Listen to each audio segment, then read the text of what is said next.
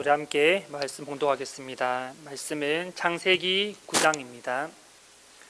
창세기 9장 8절에서 13절 말씀입니다.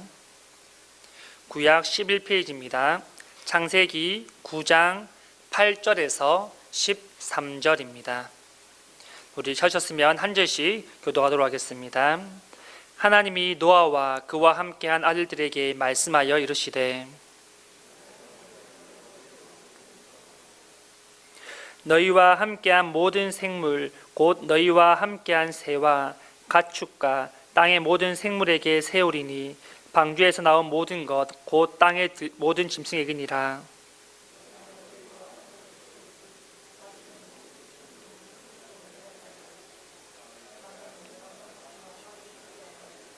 하나님이 이르시되 내가 나와 너희와 및 너희와 함께하는 모든 생물 사이에 대대로 영원히 세우는 언약의 증거는 이것이니라. 내가 내 무지개를 구름 속에 두었나니 이것이 나와 세상 사이의 언약의 증거니라. 아멘.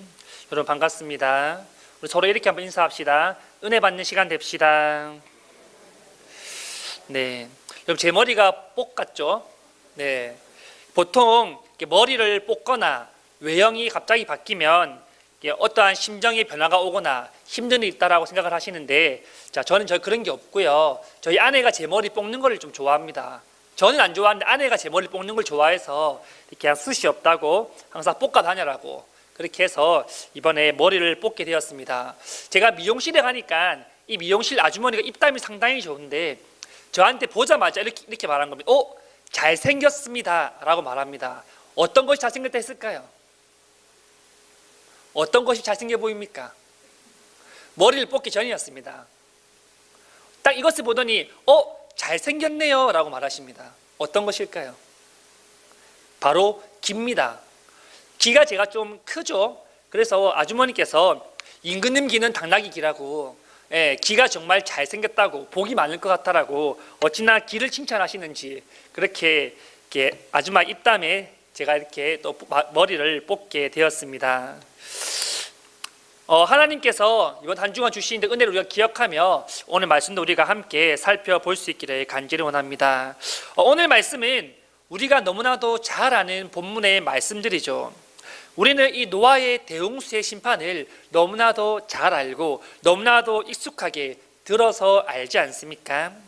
노아의 가족 외에 그 땅에 있는 모든 사람과 동물들을 물로 심판하셨던 정말 끔찍하고 생각하기 싫은 그런 홍수였습니다. 그런데 이런 홍수 가운데 이 노아라는 사람과 그의 가족들은 살아남게 되어지죠. 왜 이들은 살아남았을까요? 그리고 왜 다른 사람들은 다 죽었을까요? 그 시대가 도대체 어떠한 시대였기 때문에 하나님께서 사람을 창조하시고 심히 보기 좋았다라고 말씀하신 그 하나님께서 모든 것을 멸하실 심판의 계획을 세우시고 그 땅을 멸하셨을까요?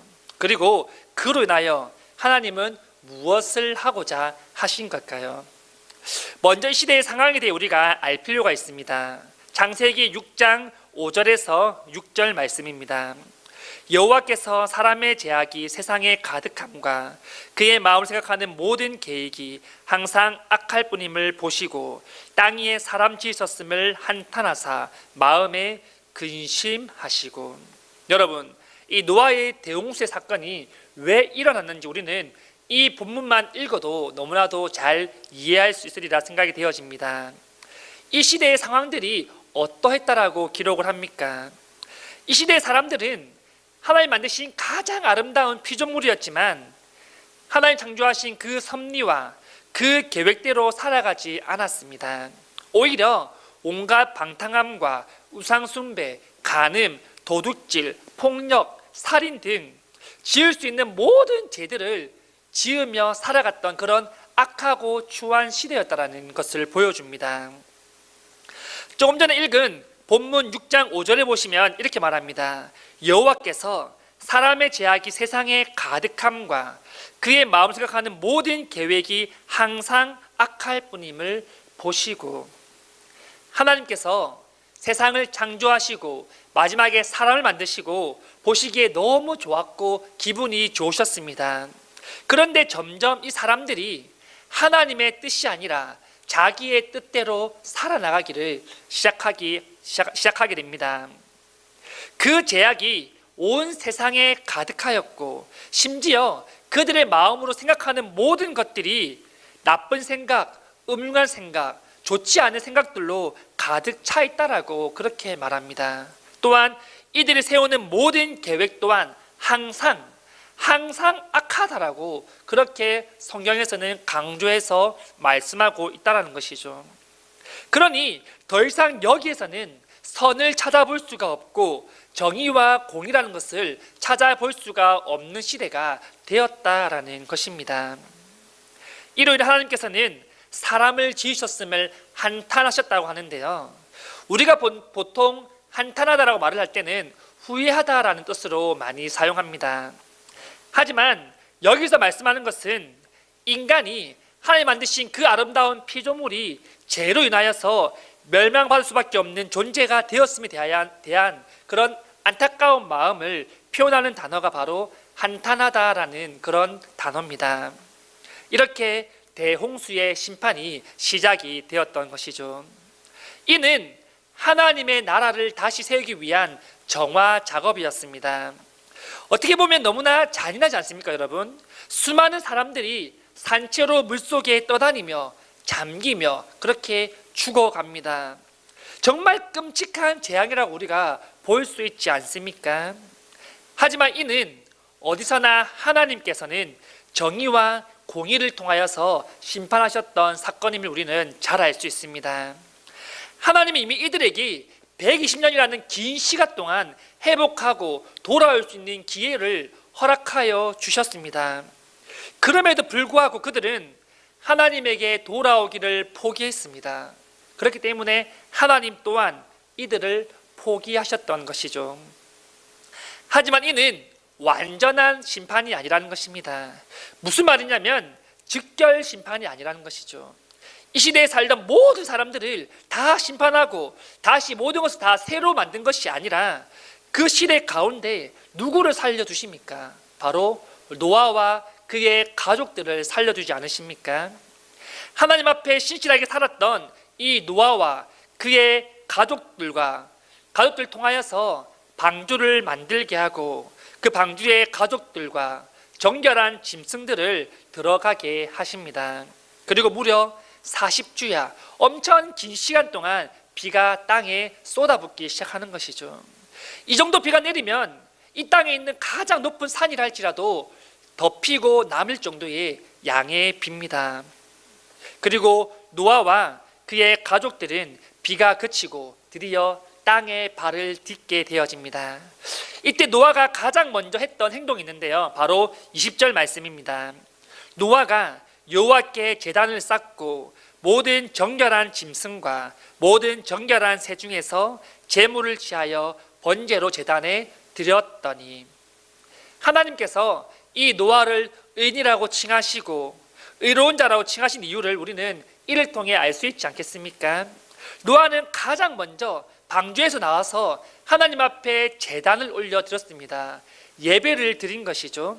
그리고 하나님께서는 이 향기로운 제물을 기뻐 받으시고 다시는 전에 행한 것 같이 모든 생물을 내가 다 물로 심판하지 않겠다라고 약속해 주십니다. 하지만 하나님은 아십니다. 무엇을요? 인간은 죄성이 있기 때문에 또다시 인간은 죄를 짓게 되고 또다시 이들이 심판받고 다시 악해질 것을 이미 하나님은 알고 계셨다는 것입니다. 왜냐하면 우리 하나님은 미래와 현재와 과거의 모든 것도 다 아시는 하나님이기 때문이죠. 그럼에도 불구하고 그들의 죄를 참으시며 그들에게 회복의 기회를 허락하여 주셨다는 것입니다.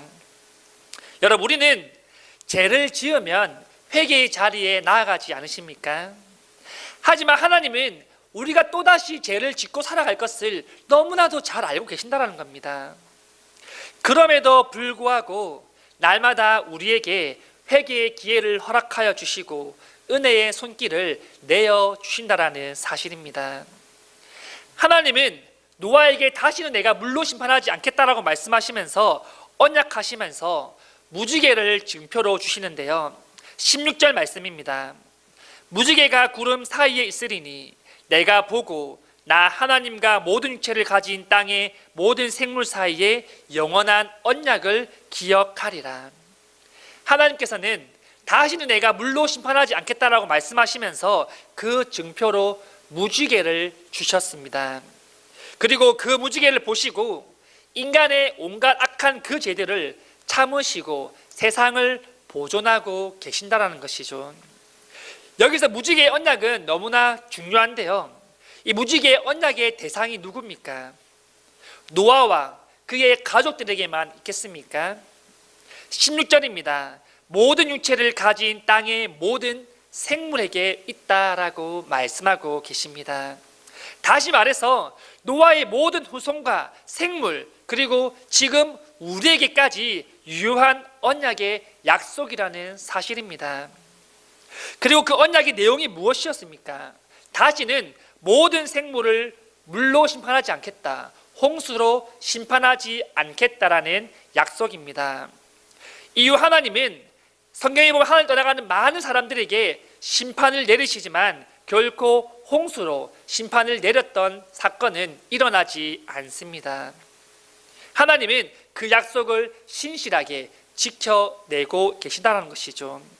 그리고 마지막으로 우리에게 주신 언약의 증표가 무엇이었습니까, 여러분? 바로 무지개이지 않습니까? 무지개 얼마나 예쁩니까? 비가 오고 난 뒤에 뜨는 그 무지개를 보면 우리는 그저 아름답다, 색깔이 곱다라고 그렇게 생각을 할 것입니다. 하지만 우리는 더 나아가서 그 무지개를 통하여서 하나님께서 제일 많은 우리의 죄를 참아주시고 인내하여 주시고 기다려 주시고 계신다는 사실을 우리는 기억해야 되는 것입니다. 하나님께서 무지개를 통하여서 인간의 죄를 참아 주시는 것처럼 우리 또한 그 무지개의 언약을 통하여서 우리가 비록 죄인이지만 하나님께서 그 약속하신 것을 지키기 위해 언약의 자손들을 위하여서 죄를 참고 세상을 보존하고 계신다는 사실을 우리는 기억해야 될 줄 믿습니다.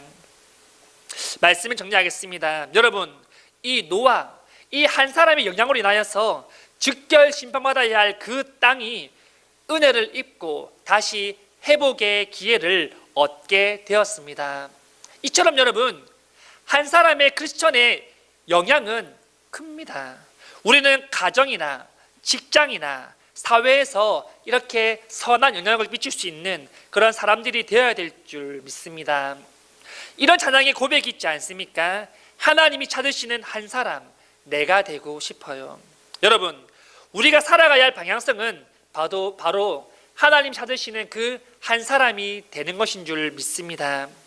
내가 서 있는 그 자리에서, 내가 속한 그 자리에서 우리는 하나님의 영광을 나타내며 하나님의 복음을 전하는 것, 그것이야말로 우리가 가지고 있는 공통적인 사명이라는 것입니다.